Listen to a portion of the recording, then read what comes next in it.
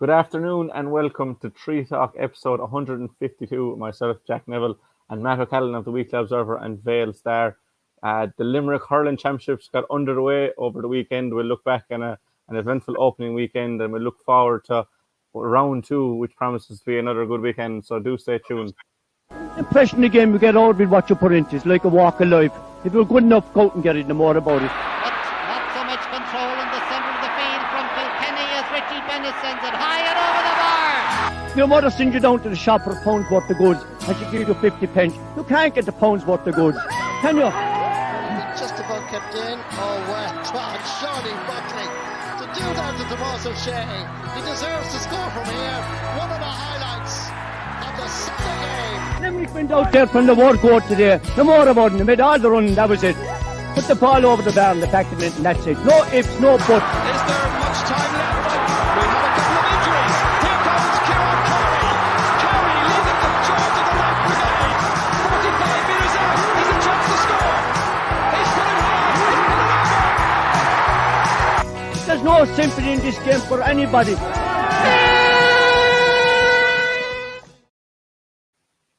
Matt, I suppose less than 2 weeks after winning the All-Ireland, it was great to see the Limerick contingent back in their club colours over the weekend.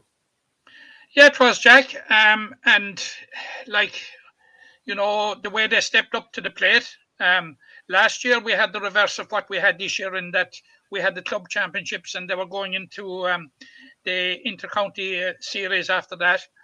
But we saw in 2018, Jack, and it was the one thing that absolutely surprised me at the manner in which the county players in particular were able to come down from the high after what they had achieved in 2018, after winning an All-Ireland after 45 years.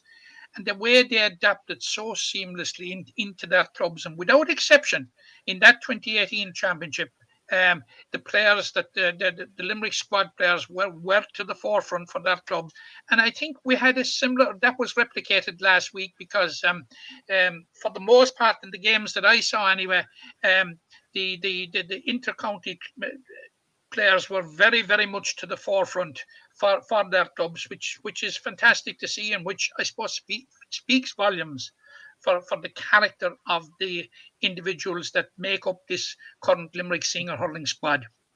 Yeah, and there were standout players from everyone really playing. It was just brilliant to get the hurling back. And I suppose we'll focus on the Senior Hurling Championship first. And this is the results from round one on Thursday night. South Liberties with a big 4-19 to 15 points win over Blackrock. On Friday then, Adare 2-27 to 116 winners over Monleen. On Saturday night in the Piarsaigh, Kilmallock ended up in a win for the city side 3-16-15. And then Sunday afternoon, Doon's 1 point win over Patrickswell in the Gaelic grounds. I suppose every week we do predictions, Matt. I'm going to leave them till the very end just to get your scores and things. We'll just talk through the merits of all the games. But you mentioned there about the Limerick players showing their worth and getting back to normality. One player that really stood out over the weekend, we haven't seen him in a senior jersey yet, but we'll definitely be seeing him probably as soon as next year, was Adam English on his senior debut for Doon. 16 points, 5 from play, 11 frees. I don't think he missed a free. Some of the points are from the top drawer. And look, again, I said it last week, you don't want to talk up such a young player. I think he's only 18, 19 max. But like, what a talent Doon have in their hands. And one of the main reasons for their win over Patrickswell. Yeah, what a talent. And I said to myself coming home from the game a couple of times, thank God Adam English is from Limerick. He was absolutely outstanding. It's the sort of debut that dreams are made of. And you're right, he had 11 frees. He pointed all 11 of them.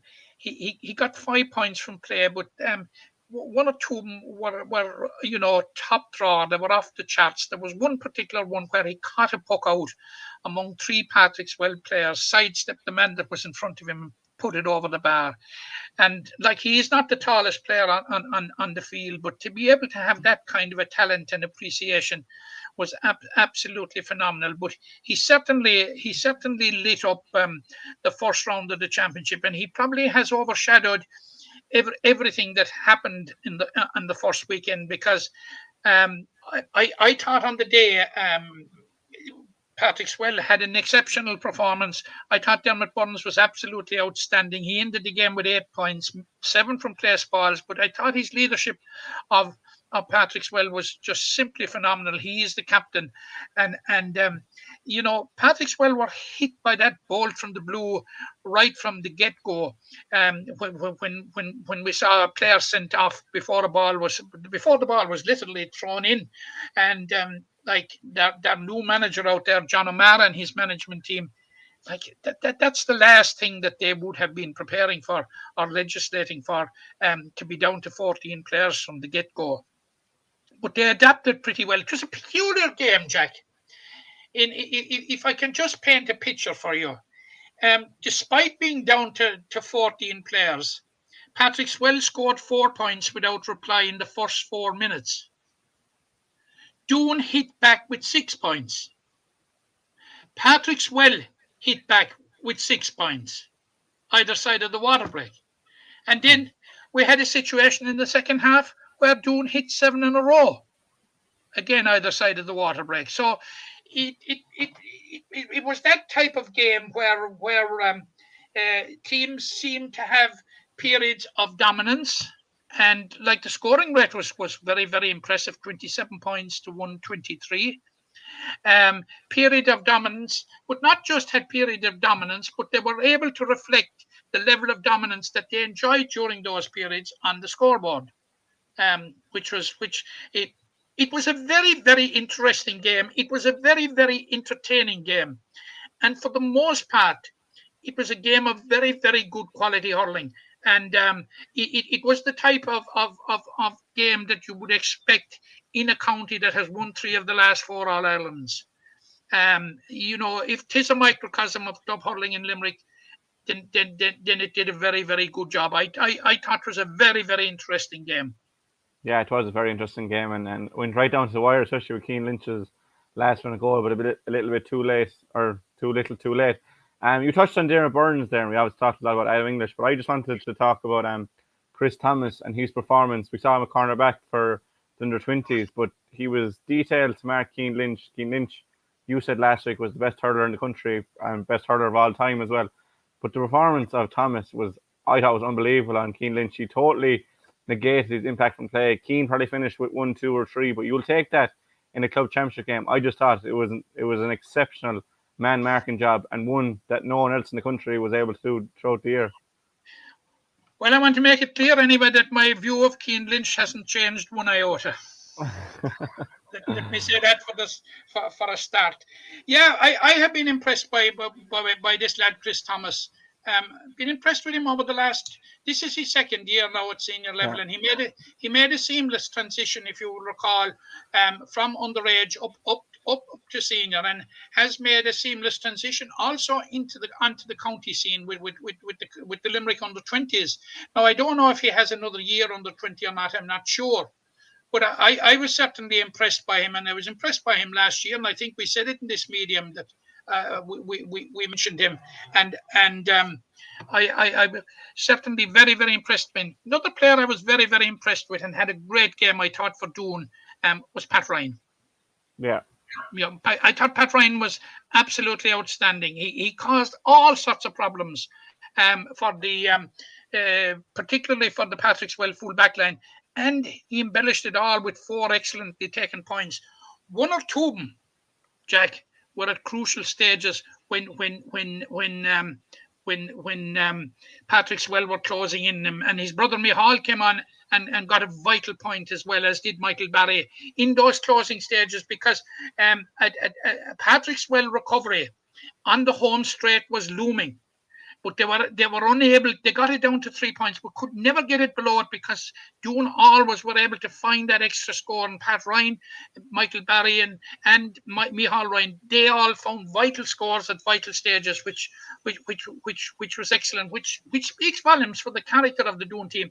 I think the Doon team, and I think we were supposing this would happen when we were speaking last year, is a different animal to the one that we saw last year in the county final. like there was a lot to like about him. They on paper and in reality, they have a very very strong half back line. You know, which is the foundation of many great teams. And we see what the power of Dermot Burns, Declan Hannon, and uh, Kyle Hayes mean to Limerick, and the type of platform that they provide for Limerick. You had Mikey O'Brien with a bit of county experience under his belt. You have Darragh O'Donovan. Nobody needs to say about the merits of Darragh O'Donovan and Richie English.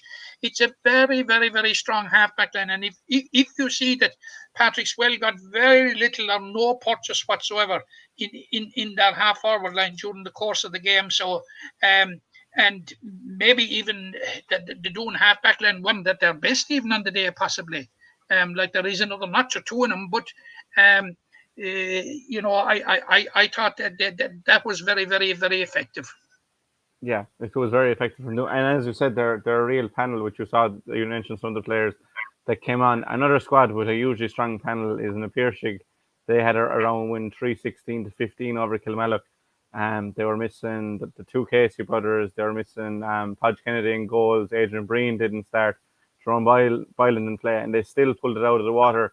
I suppose it was a game that didn't really catch fire, and Kilmallock were thereabouts, and the Piarsaigh got a goal, and Kilmallock would reel them back in, and it was just really goals at crucial stages from the Piarsaigh that got them over the line, and that's what champions do. That's what champions do, exactly.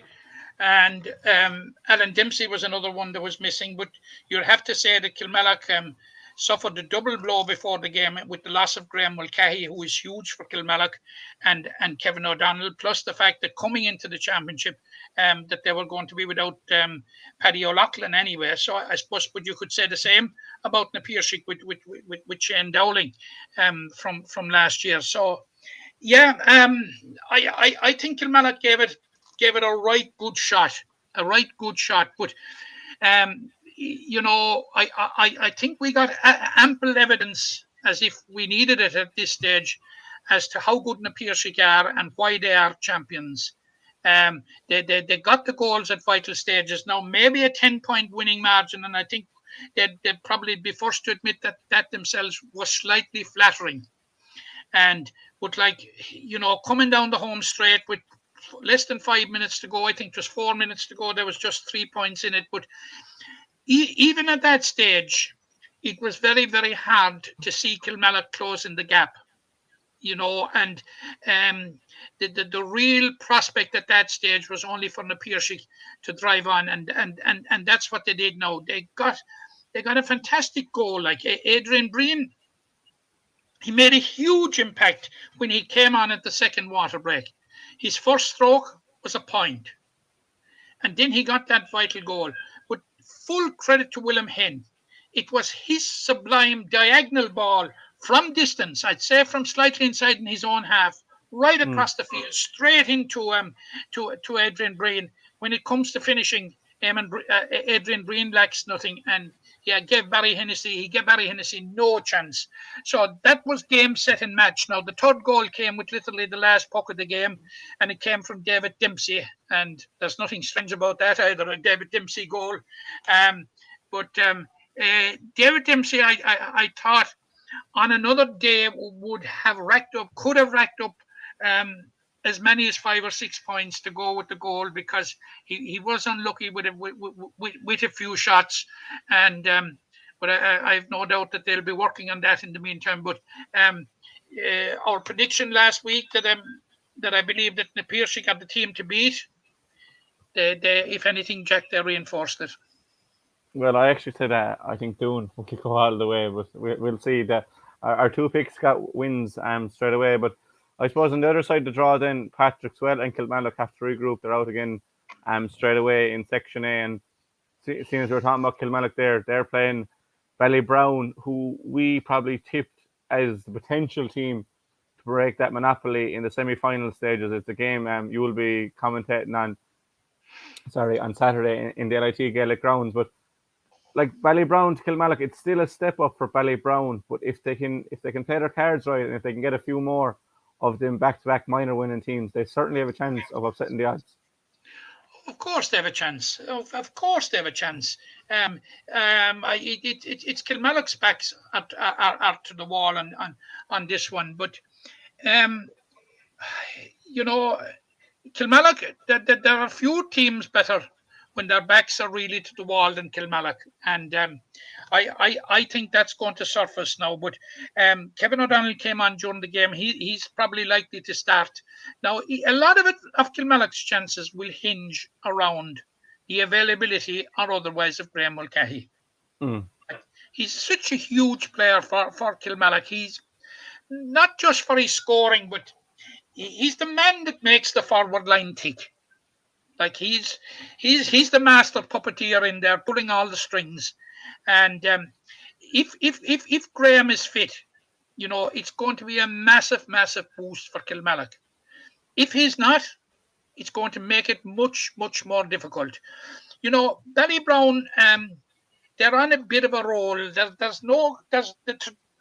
trajectory for Ballybrown is upward, and upward at pace, Jack, because you must remember they literally stormed through the group stages last year with huge wins over Blackrock and Garryspillane, and you were with me the night we were commentating on the game against Ballybrown, and we saw what the new players brought to the table on that particular night. So if they can unleash a few more of them, and the Colin Coughlin's of this world and the Aidan O'Connors of this world, what benefit they will have gained from a year's experience. Now they went on, they pushed the Piarsaigh in the quarter final, and then went on and won the promotion. So, it's Ballybrown are ticking an awful lot of boxes, Jack, and coming into this game. Now, as I say, a lot of Kilmallock's chances will hinge on the availability or otherwise of Graham Mulcahy. Yeah, and that remains to be seen. But that's a game that will be shown live on Limerick JTV on Saturday evening at 7:30 if you want to listen to more of that. I suppose, yeah, that is Group 1. In Group 2, then, we have a Han versus Patrickswell. A Han set up last year. They were in relegation playoff against Adare. Probably a bit of an upset, really. But, like a Han will go into this game with no fear. Patrickswell, the pressure is on them. But in a game with 39 county titles to team them, it's probably Patrickswell's to lose even after the defeat to Doon last weekend.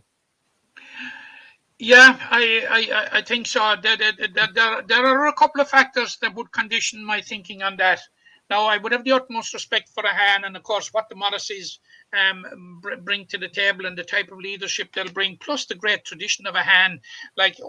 This is a meeting of the two sides that are first and second in the Limerick Roll of Honour. As you rightly said, 39 county titles between them. Patrickswell 20 and a Han 19. But as I made the point last week, Patrickswell's 20 have all been accrued since 1965, which has been a phenomenal run of success, whilst a Han go back right to the 30s when they were the dominant force in Limerick hurling. But so much for the history lesson for today. The first factor that I would see in Patrickswell favour is, barring something unforeseen altogether, Jack, they're going to start the game with 15 players. Yeah, you can imagine so. From the get-go, which in itself. Now, the big question is, can a Han contain the influence of Cian Lynch to the same degree that Doon did? Can they contain the influence of Aaron Gillan to the same degree that Doon did? They are the big questions for him. Now, Patrickswell, their backs are certainly to the wall in this one. There's no question about it. But, we've seen in the past, like Kilmallock, they're very good in those situations. It's the first time that we're going to see a Han, and we're certainly looking forward to seeing him play. They won that vital game against Adare last year. And let's face it, Jack, they were considered rank outsiders to do so. Yeah, They did it. and that there is a lot of quality in the Ahan team. What's in the Ahan team is an awful lot of players that came near winning county underage titles.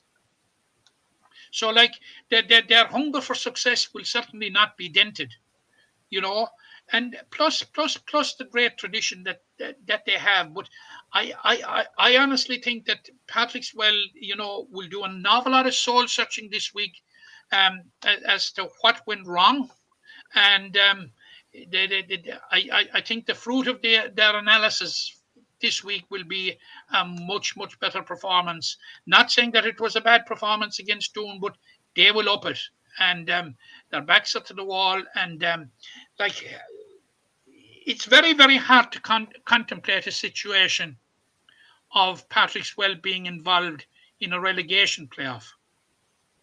For some reason, the word relegation doesn't sit with Patrickswell. So, but that is not to say there's nobody ever in any sport, Jack, in any code, there's nobody too good to go down.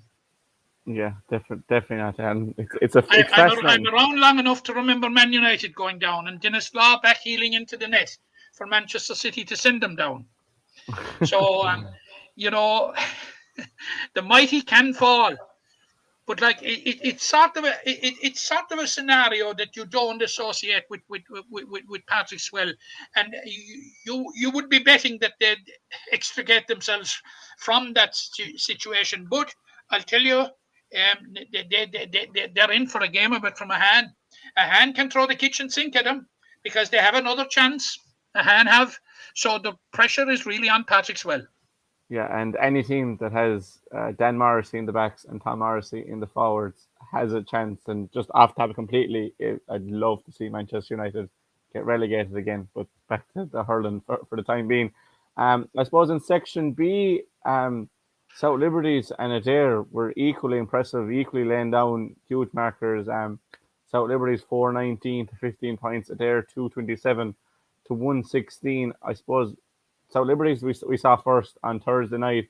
I suppose there's a lot of talk about Anthony Nash. He scored 3 points from frees, which is a huge boost for your goal. He scored 3 points, but to score 416 outside of that, score 4 goals in any senior county game is a huge statement of intent. Absolutely, huge statement. And we were speculating here last week about an Anthony Nash impact. And I, for one, felt that it would be considerable, and it was. Like the situation is, if you're in the South Liberties dressing room, a young player in the South Liberties dressing room, or even an experienced player in the dressing room, a guy like Anthony Nash that has achieved so much, he's 3 All-Stars, walks into your dressing room, like it's bound to lift everybody. And it's a crucial position, the goalkeeper, because we tend to look at goalkeepers as stoppers now, but their role has been evolved and has spread out. It's much greater now. It's the puck out, it's the distribution, and all that sort of thing. And Anthony Nash is the master of that. Plus, he's the master of the long frees. If you see your goalkeeper coming up and hitting frees from 70 or 80 yards, it gives everybody a G up. I wasn't surprised, Jack, at the positive response from South Liberties to the inclusion of Anthony Nash. I thought it was going to be a huge factor for them. Now, having said that, I didn't think that they'd win by the margin that they won by, which was considerable, and it leaves Blackrock in a very difficult situation now. One worry I had about Blackrock coming into the game, and they're right beside me here, is first of all they just barely scrub preserving their status last year in a draw with Garryspillane. Like they were very much second best to Ballybrown, as you saw in that particular opening game. And I feel that there's some great players in the Blackrock team, Jack, but 7 or 8 of them have been around since the All-Ireland 10 or 11 years ago. which is a long, long time. A lot of water under the bridge, Jack. A lot of hurling miles under their belts, and I think they're in a struggle to survive. There's no doubt they're in a struggle to survive at this stage because of the size of the defeat to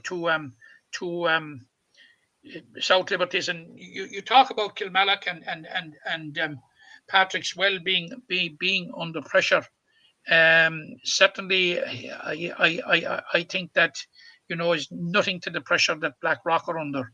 But just talking about relegation, Jack, could we think the unthinkable, that you'd have a Division 1 playoff or a Section A playoff, relegation playoff between Patrickswell and Kilmallock? Yeah, like it's very possible. And how about that? But from a neutral point of view, it would probably be a good thing to see, because that means we've definitely new semi-finalists. But like, as I know what you're talking about, to have the two of the most recent winners against each other in a relegation final. But like, that's the scenario I face when we have these groups of 3 teams that, like, within the space of 2 weeks, you could be into a relegation final. And just touching on Blackrock there, they faced Garryspillane last year. That draw with Garryspillane preserved their status. They're going to need a win against Garryspillane. And when we say about Ballybrown and their minor winning teams, Garryspillane are in the same boat, that it was 18 or 17 and 18, the likes of Dylan O'Shea and Ryan Tobin and these boys. Like, the time is now for them to come through for Garryspillane with the Ryans kind of moving on, as you said, like with Blackrock. It is, and like, it's a valid comparison with Ballybrown. The only difference is that in terms of the development of the players, because of age, no other reason. 2017 and 2018, the players are that little bit older.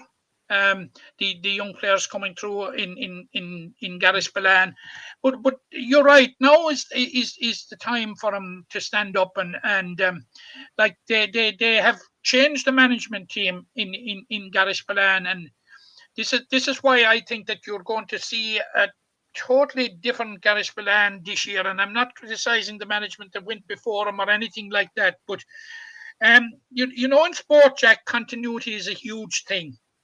And they won back-to-back Premier Minor championships, possibly against the odds, like for the simple reason in terms of population and all that sort of thing. Like, you'd imagine that they shouldn't be able to compete with the big city giants and all that sort of thing, but compete they did, and beat them they did. But Davy Ryan and Jim O'Keefe were the main architects of those minor successes. And they are now on board with the senior team. And like, if there's any pair, and David Dawson is also on board with them. If there's any group to get the best out of these players, I think Garryspillane have pulled a master stroke before a ball was poked this year with their appointment of their management team. And of course they will have. They'll have some experienced players that will be around. You'll have you'll have the like of James Ryan, still a huge player. You'll have the like of Garrod Power. You'll have Kieran and Michal Burke, who still young players, but would have that bit of experience under their belt. And what about Kieran Hickey, and absolutely ideal target man, and you'd have John Kearns. Like, there's a lot of experience in that Garryspillane team, and like, you take the young crew. You mentioned Dylan O'Shea, and you mentioned Ryan Tobin. What about Mark Quinlan with his experience with Limerick? Roberto Donovan, Owen O'Mahony, a former Limerick minor, Brian Heavey. Like, the talent is there, and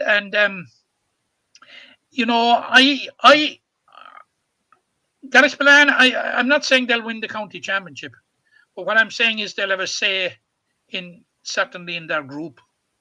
They have the potential to have a say, and I believe that the last bit that's to be got out of those players, in terms of organisation and performance, I think they have the right men in charge.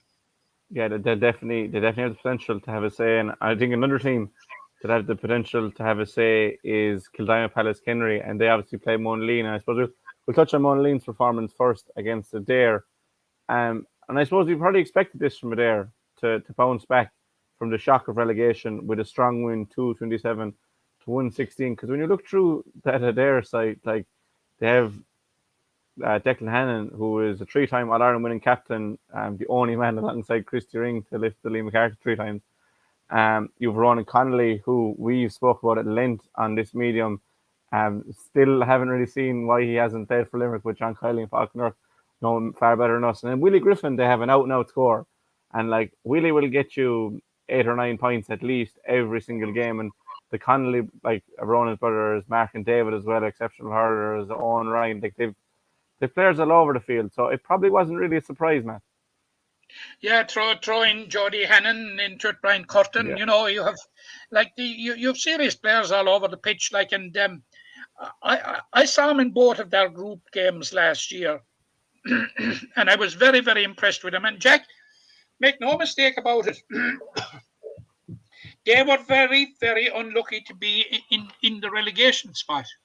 Yeah. Now they drew with Doon, and Doon had 2 draws. Doon drew with Patrickswell as well, but like for over 50 minutes, you know, they led Patrickswell a merry dance, you know, and but weren't able to sustain it, and Patrickswell came with a surge and overtook him and won the game, and. I was pretty sure, and we alluded to it there a few minutes ago in the context of a hand.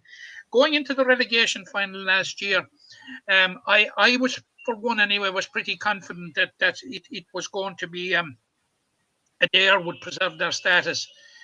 But having said that and reflected on it, and looking at their fate, Jack, I felt that perhaps it mightn't be the worst thing that happened to Adare.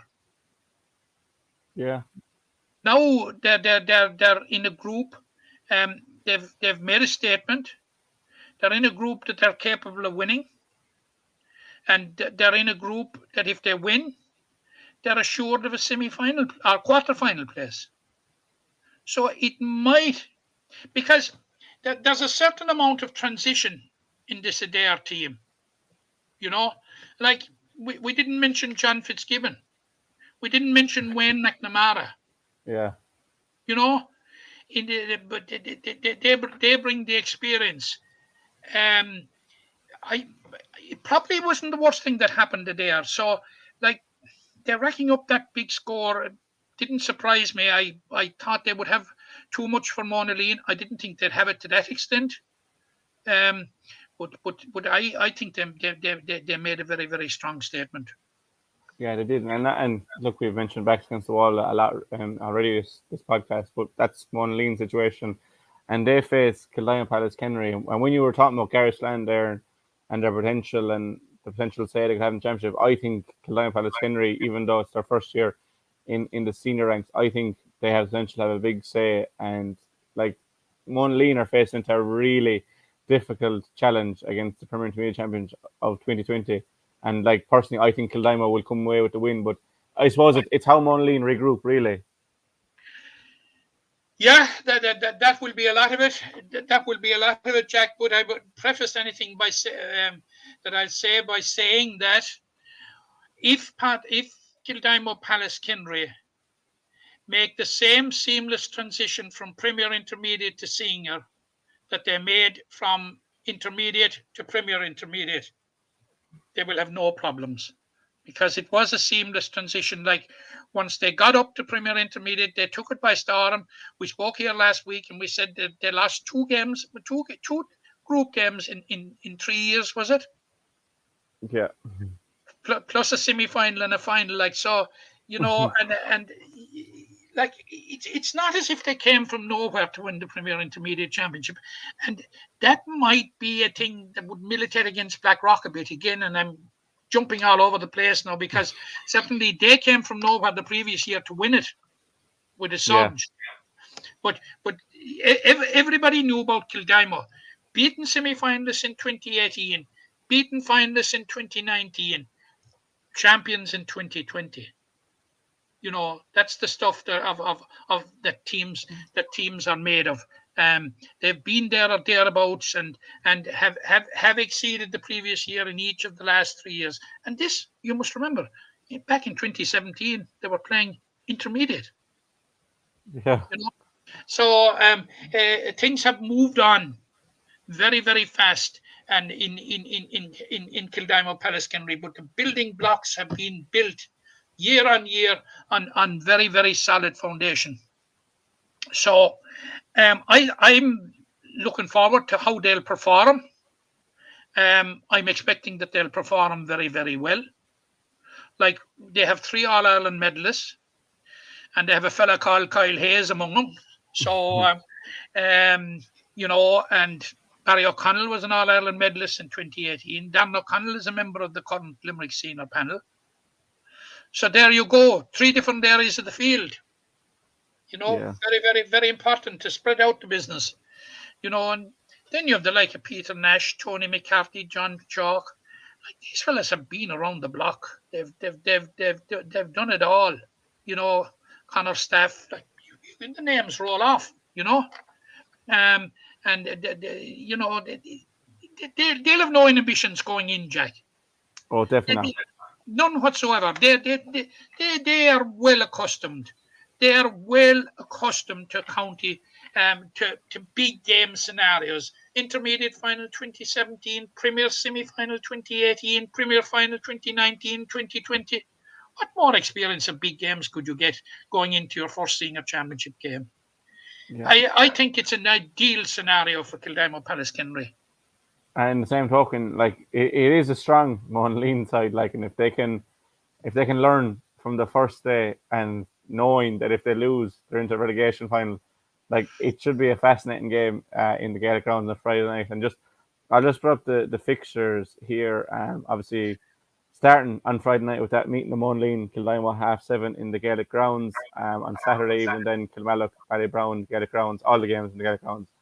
On Sunday, you have Blackrock, Garryspillane at 1:30, and then at 4:45, Patrickswell versus Hand. That game is live on TG Cahir, and the Kilmallock Ballybrown game will be live on Limerick GA TV. I'll come to you about predictions in a while, but moving on to the Premier Intermediate Championship, I'll just put the results up here. In Group 1, Knockany 216, they were beaten by Capmore, who got 318. Mungret St. Paul's were the big winners, 617 to 116 winners over Maru Boher. Then in Group 2, I suppose you were delighted that I was right with my prediction that Glenroe would win by a point. They beat Bruff 115 to 114. And you correctly predicted that Newcastle West were winning their first game back up. They beat Drumnat Lacca 115 to 16.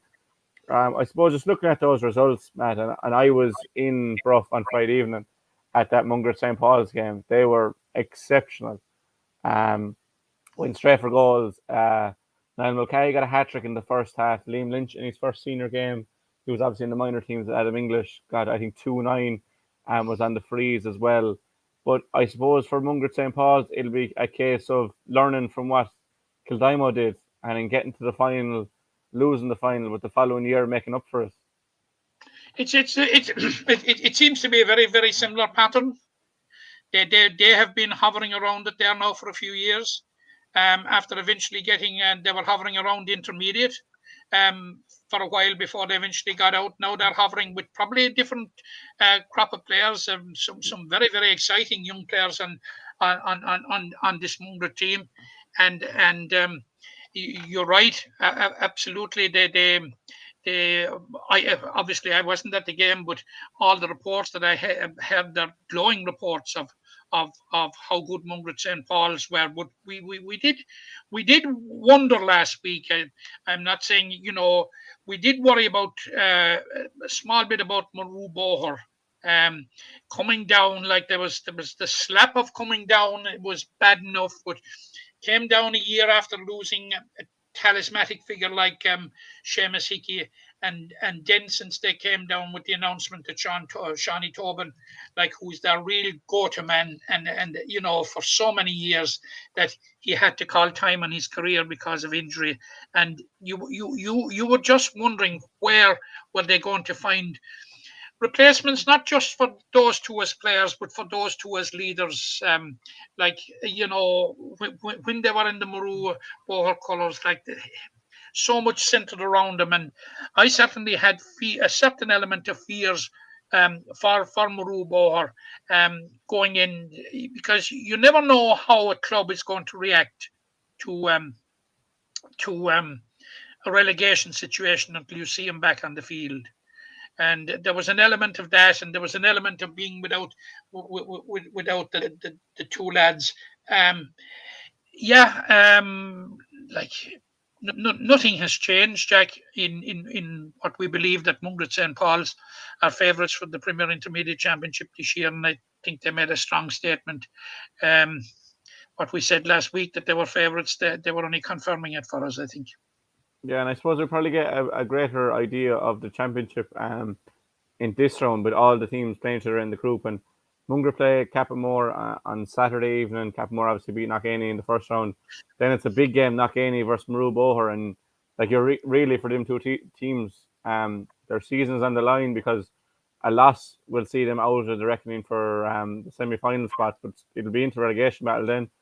Glenroe and Newcastle again then is another meeting of two round one winners, and whoever wins that takes control of the group. And then Drummond Atlaka versus Bruff, the two round one losers again. So a similar situation in both groups, and we'll touch on them more when we get into prediction, because we'll predict those games as well later on in the podcast. But I just don't want to be on it too long. But from what we've seen so far, it's Mungret, as we said, we're the top team. But do you fancy the other three winners as next up, or would you consider the likes of Bruff to still have a say in this competition?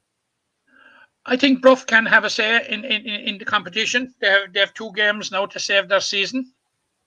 Like an awful lot will hinge on the game against between Glenroe and Newcastle West, which was originally fixed for Kilbreedy, but is now switched to McNeville Park on Friday evening. And before you start slagging, Jack, I'm tipping Glenroe this week. Yeah, you have to go with your own eventually. It's worked against me as well in this medium in recent weeks, but to save the slagging, you go with your own. But like there's the Premier Intermediate competition, with the teams having that extra game. They have 3 games, as opposed to teams in the Senior Intermediate having only 2 games. There is that extra chance, and that's why I don't want to dwell on it too much. Yeah, there is that extra chance, and with the extra chance, there's less pressure in round 2. Plus the fact that the 2 games where first round losers are meeting, they will know that the stakes are quite high in those, in that the winner is back in the hunt. Yeah, back in the hunt, with probably the loser of the game between the first round winners, if you know what my drift is. Yeah. Like it's still very, very open. It'll be 4-2-2-0. Yeah. And they'll probably have banished the spectre of relegation, being involved in relegation. So, the extra game means an awful lot, Jack, because like you see, and we were discussing it there in the context of the senior championship, like literally in 8 days, your championship ambitions could be at an end. Like, you get one chance, you get a second chance, lose, out, gone. Yeah, it's just very cutthroat with the structure of the championship. And another championship that's cutthroat is the Intermediate Championship, and I'll just put up the results from last weekend. In Group 1, Brewery beat Torna Fulla 219 to 116. In Group 2, Crewe and Patrickswell played out a draw, as did Fiona Castleman and Crow Kilfinney. And in Group 4, the Piarsaigh lost 318 to 16 against Effin. And I suppose the most striking one there is Effin's victory, and it's a complete reversal of last year, where the Piarsaigh beat Effin and got all the way to intermediate final. So Effin are laying down a marker straight away. And I suppose in addition to that, the 2 draws kind of show just how tight a championship the intermediate is. Yeah, and it's going to be a very, very interesting championship, and of course it makes for some very, very interesting games. this particular weekend. If you take Brewery, it'll be a great relief to Brewery, certainly, to get a win under their belt. And they condemn Tournafulla to have to win against Granaballangary and Fina at the weekend now. Granaballangary and Tournafulla, you will recall, Jack, were both embroiled in the relegation scrap last year. And both of them beat St. Patrick's to survive. Tournafulla beat them in the relegation semi-final, and Granaballangary beat them in the final to survive. So basically, it's a survival battle, and it ensures survival for Granaballangary if they win, whilst it still won't ensure survival for Tournafulla if they win, because of the final round game between Granaballangary and Brewery. So that will be a very, very interesting group. It's an opportunity. Like, the winner of this game will be in a strong position to avoid relegation, and also in a strong position to contest the quarterfinals. So it's a huge game, but you have a scenario there where, of course, if you get a Granaballangary win, the group is over in terms of qualification for the quarterfinals, in that the final round between Brewery and Granaballangary will be a dead rubber shootout for first and second. Yeah, I suppose the middle two groups then, with the draw in it, like, it's really open for someone to take it and to win it. And I'll just put the fixtures there again. Obviously, that in Piarsaigh Kilmallock, I have a TBC there, because at the time we didn't have it. It's Sunday at 1:00 in Croom. But we'll say Hospital Herbestown and Croom have a point coming into the game. Adare and Fiona have a point coming into the game. A win for Croom and Fiona will see them through. A loss will put them on the back foot, and they'll need the team that beat them to win by a large margin. And for Piarsaigh, contrasting to their seniors, their backs against the wall, so the way in Kilmallock can send them home. Like, it's a fascinating competition so far, and the draws really do make it really intriguing going into the second round. They do. Croom and Hospital Herbestown is going to be an interesting one, because you have waiting on the wings Palace Green. For they'll be waiting for Hospital Herbestown in that's going to be the final group game. It's a must win for both, Jack, because I don't think 1 point is going to take you anywhere. It may. We saw last year it saved Blackrock. But you're depending on other results. So I'm sure that Croom will be very mindful of that when they face Hospital Herbestown. Now, what Hospital Herbestown will come up with, I don't know, if I'm honest. They withdrew from the football championship and have since been relegated, automatically relegated in those circumstances. So, in that Premier Junior A football championship now, there's going to be no relegation shootout as a result. So you just wonder, is this going to reflect on their hurling team? Maybe not. Yeah.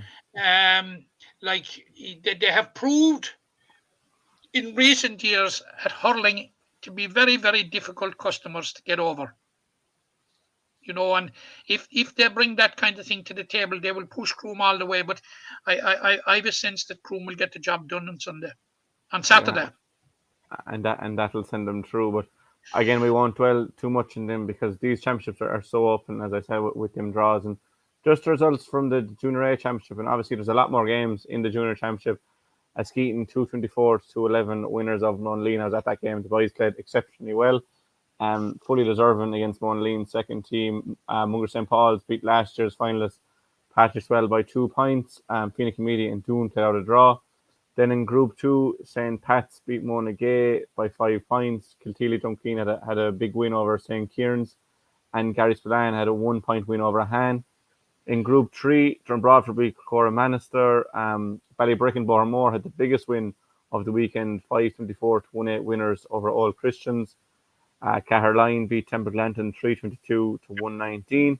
Then in Group 4, Killeedy 3-19 to 2-11 winners over Staker Wallace. Ballybrown were 23 points to 2-13 winners over Cahan. And Castletown Ballygran 3-17 to 1-9 winners over Rathkeil. I suppose just looking at the results, Matt, and we won't dwell too much because these teams have 5 games to play, and there's a load of hurling left to be done. But Castletown Ballygran were probably our early favourites. 3-17 to 1-9 is a comprehensive win. Ballybricken Bohermore 5-24 to 1-8 winners. Kiltay Drumkeen 4-18 to 1-13. Even my own Askeaton 2-24 to 2-11. There's a few teams that put their hands up to say, look, they're in with contention, but it's very early days yet. So. Very, very early days yet, and I think another significant win there was the one of Drumbradford over Cora Manister. You know, yeah, like last Cora year. Manister team with Cathal O'Neill on board. But two surprising results for me at the weekend were the defeat of 2 of last year's last 4. You had Mungret St. Paul's beating Patrickswell, and you had Ballybrown beating Clahan. They to me were 2 surprise results. Most of the other games went, as it were, according to expectation and according to plan. Like Killeedy were big winners over Staker Wallace, Castletown Ballygran over Rathkeil. Group 4 looks to be very, very interesting. Your own Group 1, Jack, your prediction about Askeaton last weekend could be well founded. Could be, yeah. That was an impressive start. You have Kilteely Drumkeen in Group 2, and you have St. Patrick's bidding to make a quick return to intermediate level, having been relegated last year. I mentioned about Drumbradford. It's looking as if it's going to be a challenging year for all Christians. I think, Jack. And John Pio, my fellow commentator on Saturday evening, won't thank me for saying so, but that was a very, very heavy defeat by Ballybrick and Bohermore.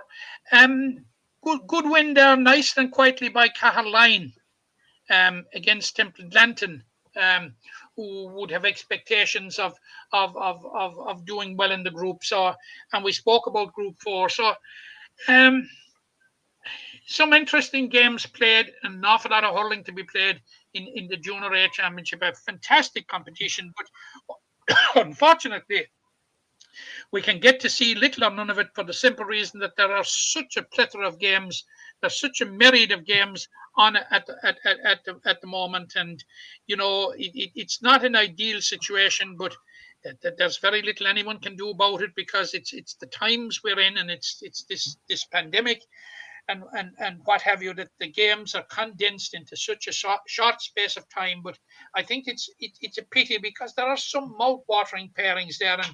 And Fianna Kilmeedy and Askeaton now looking at this weekend, you know, that's a mouth-watering clash. If you go down further, you Garryspillane and Kilteely Drumkeen, they're neighbours. We'll get a real sense of how this group is going to pan out in Group 3 when Clara will play Templelanton and Ballybricken will play Drumbradford. That will be very, very interesting. And in Group 4, you're going to have a very, very interesting game there where Castletown Ballygran are facing Clahan. Can Clahan, if they harbour hopes of going as far as they did last year or being involved in the shake-up, can they at this early stage afford the second defeat? I think it will be very, very difficult. So, you know, there are so many games you would like to take in, but there are only 7 days in the week. There are only about 3 hurling days, Friday, Saturday, Sunday, and the odd game thrown in on a Thursday night. So there's an awful lot of hurling to be played, Jack. Yeah, and look, realistically, a team could lose their first round and lose their second round and still finish with 6 points in the group. So there is room for manoeuvre in the Junior A Championship, and that's why we're not dwelling on it too long. That's the hurling for the weekend. Now, this predictions thing, I don't know if other people are enjoying it. I'm certainly enjoying it. And someone actually at the Mungret game said it to me the last day. They said I got my prediction right for Mungret. But I suppose we'll keep going with it, Matt. Now we've done 4 weeks. But I noticed, Jack. I noticed people have a tendency to interact and engage you on it more when you get it wrong. And sure, look, we're putting ourselves out there. Look, if we're wrong, we're wrong, and it's fair play. Like, you're putting your neck on the line predicting something. But this was last weekend's results. You correctly predicted 6 games. Or the winners of 6 games. I predicted 5, but the Doon's 1 point win and Glenroo's 1 point win get 3 points for correcting the right score line for the game. So I've 21 points so far. You've 19. That's week 4. It's not bad total considering you get 1 point for getting the team right and 3 then for getting the team and the margin of victory.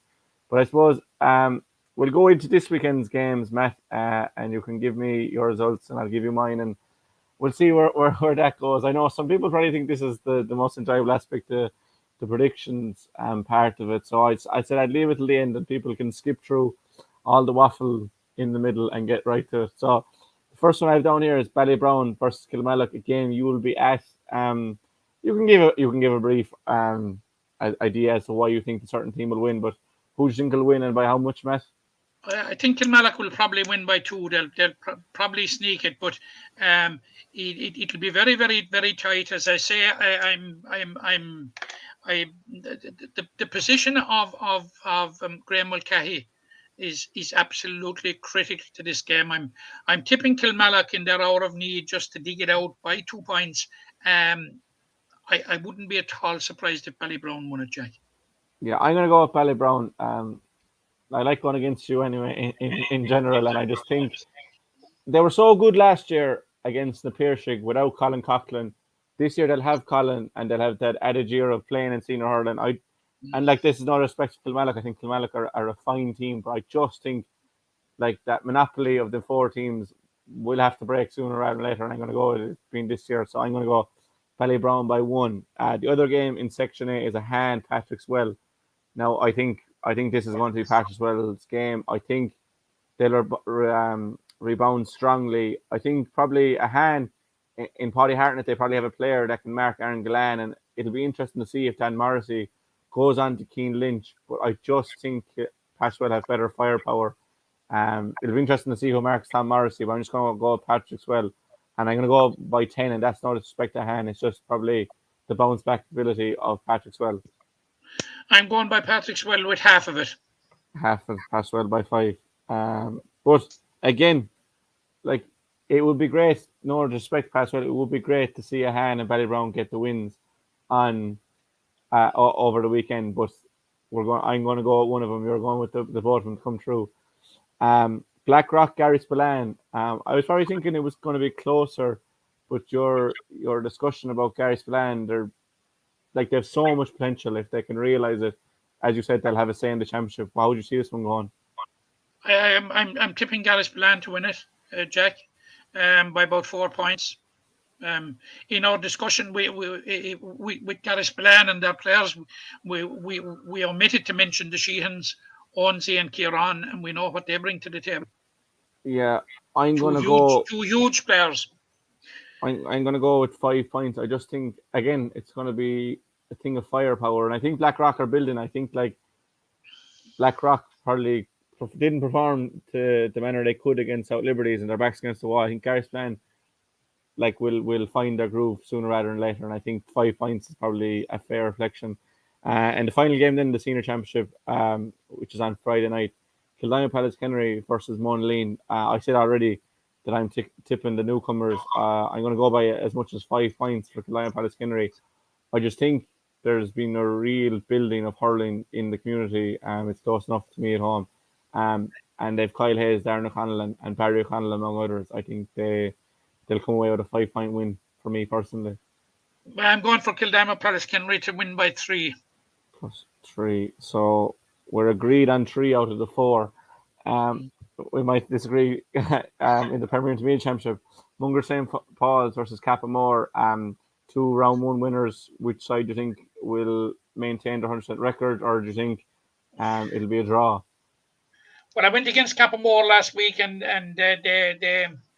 they surprised me. I've been speaking to somebody that covered it for us since, and I've obviously studied their team sheet, and it's quite impressive. And I'm going for Mungret to win. This, despite the fact that when they met last year, it ended in a draw. Yeah. And Cappamore certainly last year weren't rooting up any trees. So I think it's going to be tight. I think Mungret by about 3. Mungret by 3. I'm going to go by A. I've mentioned this word firepower so much, but I think in hurling, there was definitely a clear indication for Mungret to go from goals early on. By the looks of it from the outset, they had 3 within the first quarter. I think if they can get the goals against Cappamore. But Cappamore, on the same token, so dependent for getting goals against Knockany. Speaking of Knockany play Maru Boher. The loser this will be a prime candidate for relegation final. Which way do you think this one's going to go? I'm giving it the verdict to Knockany by a point or 2. Point. Knockany by a point. I actually have Knockany by 2 here. You said 1 or 2. I'm going to go with the 2, but I saw Maru Boher playing. They have some nice hurlers. Talking about Knockany, that he's been an extraordinary servant to Knockany hurling, and that's Patrick Kirby. And he crops up last Sunday with a goal and 8 points. Absolute, what a servant! Absolutely phenomenal. But you see, he would fill the type of role, and this is what conditioned my thinking in giving the verdict to Knockany. That'd be the Peter Finn factor as well. But he is to Knockany what Shawnee Tobin was to Maru Boher. Yeah. He's their go-to man in the hour of need. But unfortunately, from Maru Boher point of view, Jack, Shawnee Tobin is not around. Patrick Kirby is and will be in a position to influence the game. And I'm going for Knockany. Knockany over the years, they don't die easy, and I believe now Cappamore were probably more convincing winners than the scoreline would suggest, in that the last 2 goals and a point in the game were scored by Knockany. Yeah. So that probably put a better gloss on the scoreboard than than actually play. But it was pretty even for a very long time. So look, I'm going for Knockany by 1. Actually, I'm going to change one. I'm going to go to Maru Boher by 1. Just your talking there has convinced me otherwise. I went with Knockany last week and they lost, so I'm going to go against them this week and we'll see where it goes from there. In Group 2, Glenroe versus Newcastle West, 2 round 1 winners. They obviously met in the intermediate final in 2019, was it? They did. Glenroe were narrow winners that time. I'm going for a similar result. You obviously said you're going for Glenroe. Points-wise? Glenroe by 3. Glenroe by 3. But on Newcastle West, we didn't really mention, we just kind of glossed over it. It's a brilliant achievement because we know how competitive Clonmel Intermediate grade is, to get a win on your first ever game in the grade. Yeah, but this comes down to what we've already said about Kildare, Pallaskenry and Mungret. This wasn't the Newcastle West team that came from nowhere to win it. Yeah. There was a gradual build-up. They were beaten in the final in 2019, and then went on and won it in 2020. So in the involvement and in the evolution and in the development of that team, that there are very, very solid building bricks. So I predicted them to beat Drummond and Clacka last week. Now it was close, but there's all sorts of when you come up to your first game, your first game at a new level, you're finding your feet, new environment, and psychologically there is this thing as well. Can we bridge the gap? But they've got to win now that they've got a win under their belt with their first game at this level. they'll be a much different animal now. I think they'll derive huge confidence from it. Equally, Glenroe will get huge confidence from the fact that they got over the first round and got a win against Bruff. And but I think Glenroe seemed to have the upper hand in Newcastle West. They beat him in the 2000 Junior A Championship final. Beat him in 2019. I know it's 19 years apart, but they met a number of times in the intermediate championship in between, and Glenroe seemed to get the upper hand. But that doesn't last forever, Jack. No. But I think on this occasion I'm going for Glenroe by 3. You're going for your own side. I'm going to go Glenroe by 1. And then finally, Bruff, Drummond Atlaka. Which team will save their season essentially? Bruff. By? 5. Bruff by 5. Comprehensive. So that will put Drummond Atlaka in relegation danger again. It would mean that they will have to beat Glenroe in the final round to have any chance. Yeah, look, we've been proved wrong before, and I'm sure we'll be proved wrong again. We'll be proved wrong again today, Jack. Yeah, but look, the main thing is our predictions are so harmless. But like, there's so many great games on, and as you rightly said, like it's very unfortunate you can't get to all of them. But like the fixture list is on our website. Get out to as many games as you can. There's Temple Lantern playing Cora tonight. That's the only game tonight. There's 3 or 4 games on Friday. There's a good share of games on Saturday and a nice few games on Sunday. There's on Saturday evening the game between Ballybrown and Kilmallock, as you said, is on Limerick GA TV. John Keogh and Matt Callaghan will be commentating, so that'll be interesting regardless of what goes on the field. And then on TG Harry Vahan and Patrickswell. But like, it's just brilliant to have all these games, and we say it every second week at this stage, but just to the Limerick GA board, like to get all these fixtures, to get venues, to get referees, you just have to commend them for the job they're doing. Well, absolutely, Jack. Absolutely, you have to commend them on a job extremely well done. Like, look, I don't know why we're having this conversation or why we have to repeat it, but like, you go back to 2018, like in the aftermath of winning in All Ireland after 45 years and what the possible fallout from that would be in terms of celebration and all that. They immediately regrouped their championships, got them all finished, and made all the deadlines for the Munster Championships, which other counties that weren't involved in the All Ireland failed to do. So full marks, and we saw they got an 11-week window last year, and they maximised it to the very last puck of a ball. And had they got 2 more weeks, they'd have had a clean slate. Yeah, it's done an excellent job. Now, all they can do is fix the games within the hand that has been dealt to. And that's what they've been doing so brilliantly so far.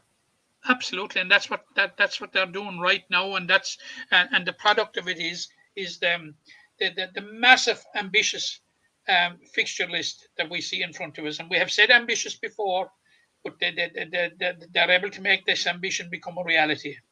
Yeah, they have, and look, we'll leave it at that, Matt. We've an hour and 8 minutes on the clock, and a very enjoyable chat as always. There's so many games to look forward to. Get out and go to them, watch them on television, do whatever needs to be done. Many thanks again to you, Matt, and I suppose we'll finish with another promo for the Winnacuga. It's the 17th of September that deadline runs out. It's a brilliant initiative by Limerick GA, and it's brilliant to see the players enjoying their time in the promo, and there's no surprise they're winning All Ireland. It's absolutely fantastic, and look, it's payback time now, and I would appeal to the public to go out and get their tickets and go out and support it. It's in these challenging times, you know, with this COVID, are we ever going to be finished with that bloody thing? But whatever, you know, that it's a very, very important fundraiser for Limerick, and like it's an investment in more of the same, let's hope, and certainly an investment in our future. And I would appeal to everybody out there to go and get tickets and support the initiative. Only one person can win the car.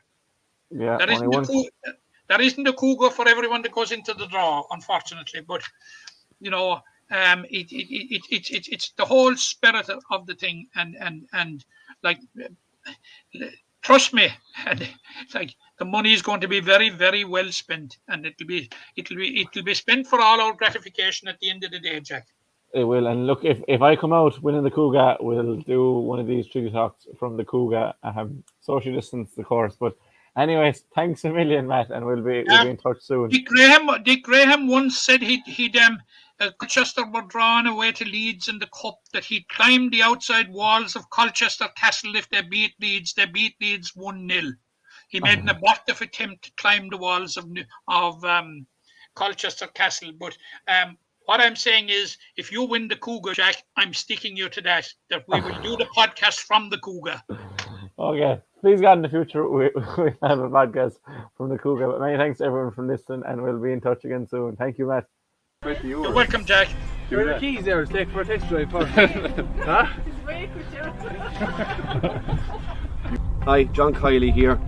Looking for your support again, folks, with our fundraiser for Win a Cougar. And we want you to visit winacougar.ie. In conjunction with Lions of Limerick, we have a Ford Cougar Titanium, absolutely fantastic car up for grabs in this raffle. So get out there, buy your ticket and support the team.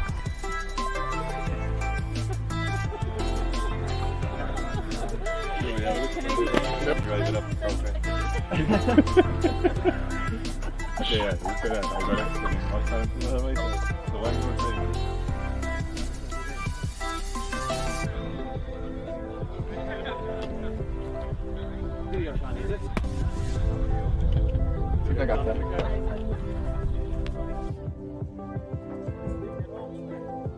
Tickets are only €20. Thanks to all the Limerick supporters for 2021.